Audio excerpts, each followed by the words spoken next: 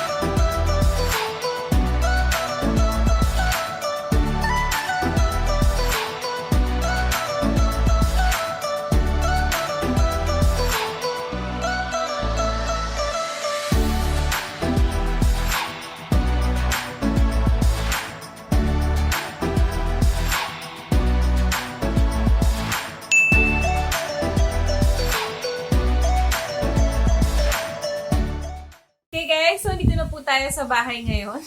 So, kanina, nakalimutan ko na pong ituloy yung vlog kasi nga, tuloy-tuloy yung nangyari sa site. So, after namin kumain, dumiretso na po kami pa uwi. So, nakalimutan ko nang ituloy yung vlog. Ngayon, nagdadalawang isip pa ako kung mag-set up pa ba ako ngayon or bukas na kasi nga, pagod, masarap magpahinga, lalo na umuulan. Pero, na-realize ko kasi, alam niyo na love kong magbigay ng value sa inyo. Also, thank you ko na rin sa 700 subscribers ko. Maraming pong salamat sa pag-subscribe. Bilang pa-thank you, itutuloy po natin yung vlog ngayon. Napansin ko kasi, simula last year, majority ng mga clients ko na nag-reserve sa akin or kumuha ng unit sa akin are first-time home buyers. In fact, yung mga nag-i-inquire din sa akin ngayon, karamihan sa kanila, wala silang background sa real estate, hindi nila alam yung payment terms, hindi sila masyadong familiar with down payment, with bank financing. Akala nila yung reservation fee, yun na rin yung first down payment. So, lahat po yan, i-explain natin, iisa-isahin ko po para sa inyo. Una, explain po muna natin kung ano ba yung ibig sabihin ng payment term. Payment term, yun po yung payment option nyo. Kung paano nyo po gustong bayaran yung unit na kinukuha nyo. So, mag-spot cash po ba kayo? Mag-bank financing ba kayo? So, basically, kung ano po yung arrangement ninyo sa pagbabayad ng kinukuha nyong unit, yun po yung payment term. Explain ko lang po muna yung 3 different parts ng payment term. Reservation, and then down payment, and then balance. Doon muna tayo sa reservation. Basically, kapag nakapag-reserve na po kayo ng unit, nakapagbayad na po kayo ng reservation fee, nakapag-submit na po kayo ng reservation requirements, sa inyo po yung gusto nyong unit for 1 month or habang kinokompleto natin yung mga follow-up requirements. Alam nyo naman na po yan kasi in-explain ko po siya dun sa vlog ko about requirements, yung reservation requirements at saka yung follow-up requirements. So kung hindi nyo pa po napapanood, I suggest panoorin nyo pong next yun para updated po kayo. Ilalagay ko na lang po sa description box yung link. So, ayun. For the reservation fee, depende po siya per unit, depende po siya per project. Hindi ko na rin po ilalagay dito. I-message nyo na lang po ako directly para masendan ko po kayo ng updated na sample computation. So, after reservation, 1 month after nyong magbayad ng reservation fee, start na po kayo ng first monthly down payment. Clarify ko lang guys kasi mayroon mga nagtatanong sa akin na pwede daw po ba silang mag-reserve muna tapos kung kailan lang nilang gustong magbayad ng down payment, saka lang sila mag-start magbayad ng monthly down payment. Hindi po kasi pwede yun guys. Hindi po siya ina-allow ng mga developers, particularly ni First Park Homes. Technically, ang validity lang po kasi talaga na reservation fee is 1 buwan lang po. Tatandaan po natin ng reservation ay ni-reserve nyo lang po yung unit for 1 month habang kinokompleto nyo po yung follow-up requirements. So, kung after reservation, ayaw nyo na pong magpasa ng ibang requirements at ayaw nyo na pong magbayad ng down payment, most likely po, ma-reopen yung unit ninyo. And once ma-reopen po yung unit ninyo sa inventory natin, hindi na po kayo yung may-ari nun. And pwede na po siyang makuha ng ibang clients. Okay, balik tayo sa down payment. So marami pong nalilito kung ano ang down payment at equity. Basically, isa lang po sila ng ibig sabihin sa real estate, equity, also known as down payment. So, ang down payment po, binabayaran natin directly kay First Park Homes mismo or sa developer mismo. So, wala pong interest yun. And ang down payment, hindi kailangan malaki. Ang standard down payment natin or ang minimum down payment natin is 10% lang. Yung 10% po na yun, babayaran natin directly kay First Park Homes. So, for example, 1.8 million po yung kinukuha nyong unit, kunwari Calista Mid. So, ang 10% po ng 1.8 is 180,000. Yung 180,000 na yon, ayun po yung down payment ninyo.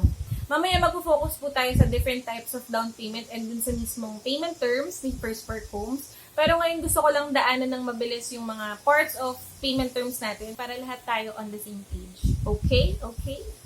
So, after down payment, meron pa kayong balance. Basically, kung ano po yung balance, yun po yung matitira after yung bayaran, yung down payment kay First Park Homes. So, syempre, 10% pa lang yung binabayaran nyo kay First Park Homes. Meron pa kayong 90% na kulang. Kumbaga dun sa 1.8 million na example ko kanina, 180,000 pa lang yung nababayaran ninyo. Padaliin po natin. So, kunwari 10 piso.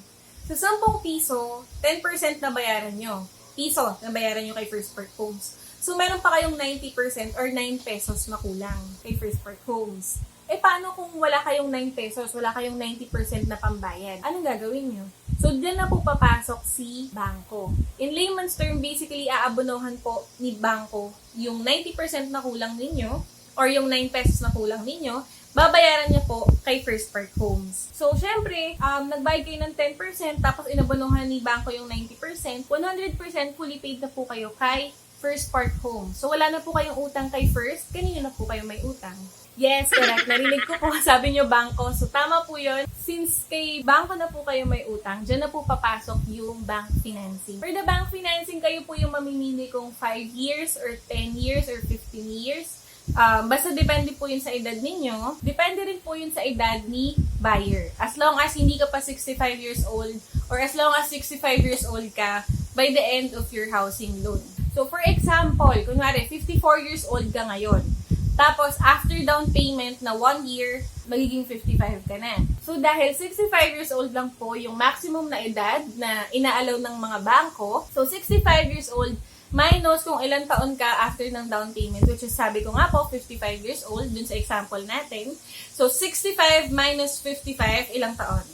Yes, ang galing mo. 10 years. Sorry. Naantok na kasi ako, guys. So, tama po yung sinabi nyo. 10 years na lang po yung pwede nyong i-loan kay bangko. Okay, so dumidilim na po. Bibilisan ko na lang. So, diretso na po tayo sa mismong payment terms ni First Park Homes. Meron tayong 3 types ulit ng payment terms. So, spot cash, deferred cash, tapos, yun yung in-explain ko sa inyo kanina, yung may down payment tsaka may bank financing. Doon po muna tayo sa spot cash. For the spot cash, basically yung ibig pong sabihin ninyo, basically yung ibig pong sabihin ng spot cash is, babayaran nyo po ng isang buo kung magkano man po yung total contract price ng unit na kinukuha ninyo. Babayaran nyo po yun ng isang bagsakan kay First Park Home. So, yun po yung spot cash. For the deferred cash, kung magkano po yung total contract price ng unit na kinukuha ninyo, babayaran nyo po yun in 24 months or 2 years. So, dahil babayaran nyo po yung buong price in 2 years lang or 24 months lang, so, syempre, understandable, may kalakihan po talaga yung magiging monthly ninyo. Pero, the good thing naman kasi is, after 2 years or after 24 months, wala na po kayong ibang iisipin. Wala na kayong iisiping bangko or housing loan and all that. And also, ang maganda pa dun kasi sa deferred cash, wala po siyang interest. Same with spot cash, wala silang interest kasi nagbabayad kayo directly kay First Park Homes. So, dahil walang bangkong involved, wala pong interest yung binabayaran yung unit. So, after spot cash and deferred cash, yung huli naman po is yung in-explain ko kanina na may down payment at saka bank financing. For the 3 types of down payment, spot down payment, yung number 1. So, kagaya kanina, pag sinabi po kasing spot, yun po yung on the spot na babayaran. Para lang po madali nyong maalala, spot on the spot, yun. So, pag sinabi natin spot down payment, babayaran nyo siya ng isang bagsakan, isang buo. Yung buong 10% or yung buong 180,000 na example natin kanina, babayaran nyo po siya on the first month. Tapos, i-apply na po agad namin kayo sa bank financing. And once na makapasa na po kayo or once na meron na po kayong accredited na bangko na nag-approve ng home loan ninyo, start na po kayo agad ng monthly kay bangko. So, yun yung spot down payment. And then, yung next naman po is spread down payment. Ito po yung payment term ni Calista Mid. Ibig sabihin, yung down payment is-spread mo siya in how many months. Okay? So, malinaw tayo doon. So, spot down payment isang bagsakan, spread down payment hulugan. Yung third option naman po for down payment is halo, mix ng spot tsaka spread. So, ito po yung payment term ni Calista and ni Una tsaka yung Bungalow. So, yung payment term po talaga nilang tatlo is spot 5% tapos 5% in 6 months. Baka malito po kayo. So, di ba, 10% po yung down payment na minimum natin. So, yung 10% down payment, yung first half, which is 5%, babayaran niyo po siya on the spot or on the first month. Isang bagsakan po yung 5%. So, reservation and then spot 5. And then, yung other half na 5% ulit, hahatiin natin siya in 6 months. So, lumalabas 7 months lahat. So, ganito po yung magiging payment term ni Calista and ni Bungalow at saka ni Single Attached. So, reservation fee, spot 5, tapos 5% in 6 months. So, lumalabas 7 months lahat. Pero guys, good news. So, yun din yung reason kung bakit ginawa ko tong vlog na to ngayon para ma-i-announce ko rin po agad sa inyo na meron po tayong promo payment term ngayong June. So, yung original payment term nila Calista and ni Una at ni Bungalow na spot 5% tapos 5% in 6 months, binago po natin siya for the promo payment term. Meron po tayong 5% in 4 months. Tapos yung second half na 5%, isa-spread po natin siya in 8 months. 4 months plus 8 months equals 12 months. So yung down payment nyo, payable na din in 1 year. Again, ito po yung promo payment term natin, hindi po siya normal payment term. So, para po sa mga gustong mag-reserve or kumuha ng Calista End or ng Single Attached or ng Bungalow, i-message nyo lang po ako and hopefully makaabot po kayo sa promo payment term natin na 5% in 4 months plus 5% in 8 months. Kasi guys, actually yun po yung reason kaya maraming nagre-reserve ngayon sa amin na clients kasi hinahabol po talaga nila yung promo payment term. Hindi na siya ganun kabigat kasi hindi nyo na kailangan mag-spot down payment. And at the same time, payable na din po yung down payment natin in 1 year. So, hindi na ganun kalaki yung magiging monthly ninyo. So, ayun lang po para sa mga gustong mag-reserve ng Calista End, ng Bungalow or ng Single Attached. Message nyo lang po ako agad and hopefully makaabot po kayo sa promo payment term natin ngayong June. Also, kung pinanonood nyo po ako ngayon July, August onwards. Basta kung hindi na po June ngayon at pinanonood nyo po ako, message nyo pa rin po ako. So, mali nyo po, baka na-extend po yung promo payment term ni first, hindi natin alam. So, para mabigyan ko po kayo ng updated sample computation, kontakin nyo lang po ako. Nasa description box po yung contact details ko. So, ayun lang po. Sana po may natutunan kayong bago sa akin and sana hindi ko po kayo lalong nalito. Yeah. So, yan po ang ating vlog about payment terms. And kapag may tanong pa po kayo, message nyo lang po ako. See you next week. Thank you for watching.